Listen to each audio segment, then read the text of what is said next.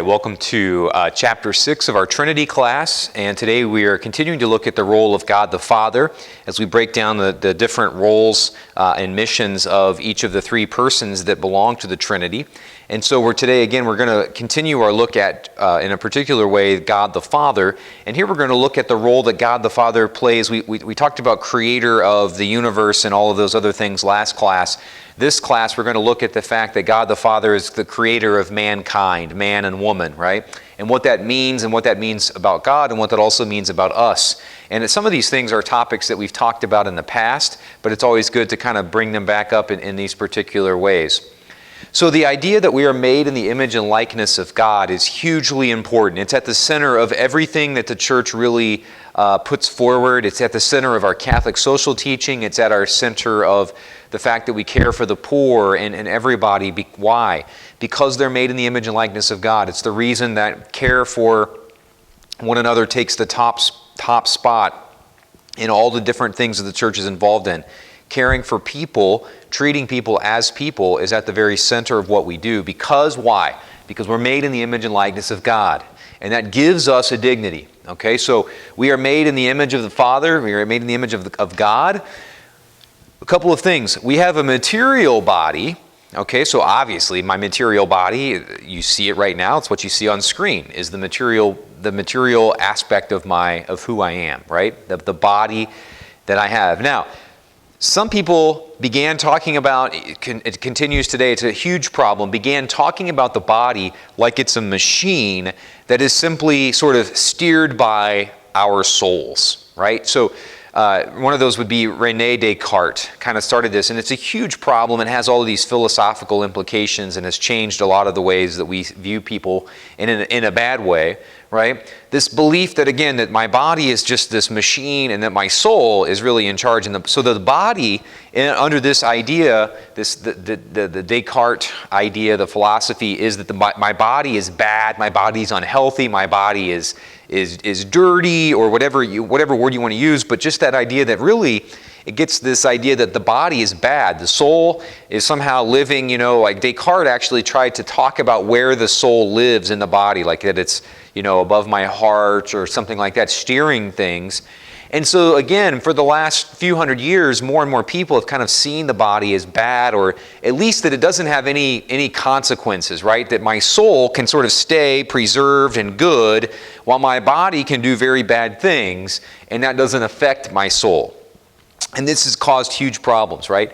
We as Catholics believe body and soul are one, that what my body goes through, if my body is suffering, then it affects my soul. If my body is experiencing pleasure, then that affects my soul, and my soul affects you can't separate them, okay? And so because of that, we believe that our material bodies then share in the dignity, that the fact that we've been made in the image and likeness of God. So my body and the bodies of other people deserve respect, and not just respect, but deserve, in a sense, a kind of worship or honor that we give to God Himself. Okay? So our bodies, the bodies of others, are not there to be used. My body is not to be used, but also I am not to go out and use other people's bodies or to even look at them in a way in which I would think about using them, right? So that really guides us as Catholics with this idea that my body shares in the dignity, right? It's not just, I have this soul that's made in the image and likeness of God, but my body just happens to be this thing. No, my body shares in the dignity of being made in the image and likeness of God. Very important. Okay, we also have an immortal soul, a soul that cannot die, that will live forever. The only question about where our soul will live is where our soul will actually take up residence after death, right? Will we be in heaven? Will we be in hell? Will we be separated from God forever? Okay. Our soul, as we've been saying, was created to be united with the body. In fact, when we were made, it wasn't God's plan that our souls would ever be separated from our bodies, right? There was this intense connection. Death, then, is the separation of the body and soul that causes pain. Right? We believe that this is not a good thing, that our bodies and souls are separated. So many people say, we're so happy for Betty. She died and her soul went to heaven. And we say all these things, but if that's the case, then it would be good for all of us to die, right? No, we believe that death is a separation. okay, of our body and soul that, again, is experienced by the soul and the body, of course, but by the soul too, as a painful process, as a thing that the soul does not want to have happen, is not thankful about it happening, okay? So, again, remember, when you think about yourself and others, there is a union of their body and their soul that is not meant to be pulled apart, okay? Not in ours or in other people. So, each person, then, as we've said many, many times, has a dignity that they cannot outrun. Our dignity is not dependent on how we're living our life. If we're sinning or not, we still are made in the image and likeness of God. Even the people that are out doing drugs or are out, committing war crimes, everybody has this dignity that we owe them, even if they're not giving it back to us, even if they're not showing us that same dignity.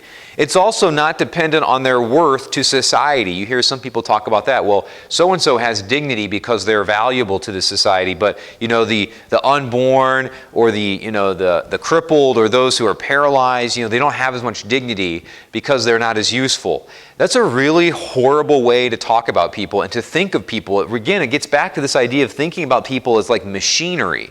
Right? Oh, well, Betty is now confined to a wheelchair, so let's just throw Betty out with the trash. Right? That is completely... No, Betty has dignity not because of her usefulness, but because she's made in the image and likeness of God. Right? It's that dignity that gives us that fact that we're made in the image and likeness of God is what gives us dignity, not usefulness, okay? Not our worth to society. And again, it's not dependent even on whether we're sinning or not. We have dignity no matter where we are. While we are walking around on this earth, body and soul, we have a dignity to us because that body and soul have been made in the image and likeness of God, okay? Now, we talk a little bit in this chapter as well about marriage and the role that it plays in showing society. So you and I show society and are hopefully, we're called to be people who radiate kind of the presence of God and the presence of Christ in our lives. But there's a particular vocation that has at its core really a vocation of the vocation of marriage is there in part to show the world what it is like to live in the image and likeness of God. All right, so we show as individuals this unity, but also now when we talk about marriage, the church has always seen marriage, and Christ has seen marriage too, as having this property of showing the world this is what it looks like when two people love each other, how they can become one, right? So we think about three persons in one God, the idea that that's hard for people to get their mind around. Well, when you think of marriage, what you should see is two people living now, as we say in marriage, living as one. So hopefully we start to see and get a window into what it's like within God when we think about the sacrament of marriage. Jesus says this in the Gospels, "From the beginning of creation, God made them male and female. For this reason, a man shall leave his father and mother and be joined to his wife, and the two shall become one flesh. So they are no longer two, but one flesh. What therefore God has joined together, let no man break apart." And that's Mark chapter 10, verses 6 through 9. So this idea that this unity, even in flesh, right, is being lived out. So marriage has this really particularly powerful ability to show people both with bodily, so, right, through the marital act, through their sexuality, within marriage, they become one, they are united, but that then radiates a much deeper truth to the rest of the world. They see two people living as one, and coming together just as God is three persons in one too. So we start to see that. So marriage has a really particular role for us in living out that dignity and showing that dignity to the world. Finally, today we want to just look a little bit at a topic we've talked about before, but as we think about the dignity that we have, it's also important to realize the dignity that we are called to, that like our dignity is not based on who we are. It's given to us in creation, but that then because of our creation, we actually have this vocation. So God doesn't just say, "Oh, I made you in my image and likeness. That's fine. Just do whatever you want or be who you are." We are made in the image and likeness of God, so we have this dignity. But then we are called to something higher, even, right? To not just exist. We are called to do something. And our ultimate vocation then, what we're called to do and be, is to be holy, to be like God, right? We are literally called to not just sit in our dignity, but to actually be holy. To live, again, in the image and likeness of God. We heard that actually this past weekend in the gospel at Mass, where Jesus says, be perfect as your heavenly Father is perfect. That's Jesus saying, look, don't just rest in the dignity of being created. Don't just sit around and exist, right? Don't just sit there.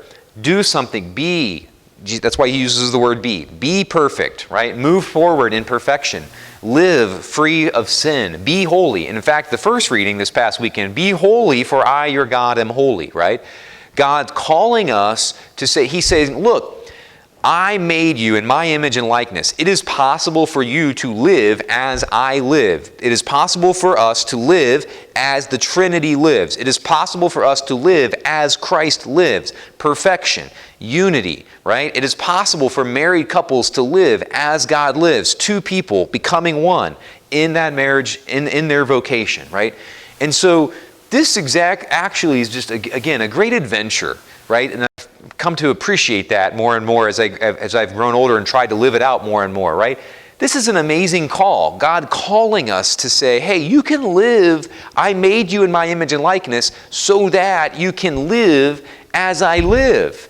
You can live and experience the holiness, the happiness, the peace, all the things that are present within the Trinity, within God, are now accessible to us. It's not accessible to trees. It's not accessible to squirrels. It's not accessible to rocks or the moon or the sun or anything else that God made. It is accessible to us because we are made in God's image and likeness. So we have the tools in order to live and experience the very life that you find within the Trinity. And that should blow your mind. I hope it does, because it blows my mind, and I struggle to live up to it, but I keep trying and keep working at it and trying to grow in perfection and believe that it's actually a good thing to strive for. So I hope you do too, and I hope you start to experience that. You can't experience the joy of holiness or trying to be perfect unless you set out trying to do it. And so that's the invitation and the call that we have, okay? Questions for this chapter. What are the things of creation that are made in the image and likeness of God? How would you, if someone asked you, okay, of all the things God created, what of all of that is made in the image and likeness of God? What would your answer be? Number two, what role does marriage play in teaching the larger society about God? And then finally, what is the universal call to holiness? What does that mean when you hear that phrase, the universal call to holiness? So, hopefully you can answer those questions and get those to me. I hope that you have a blessed week and everything is going well for you as we prepare for Lent. I hope that you enter into that season and are looking forward to celebrating and growing closer to God as you maybe deny yourself some of the things that you normally partake or participate in. Hopefully it's a time of prayer for you. If I can help with anything during your Lent or ever, please know that my office is always open. Come by and sit down for a chat or spiritual direction or whatever it is that you might need. So God bless you guys. Have a great week, and we'll see you next week.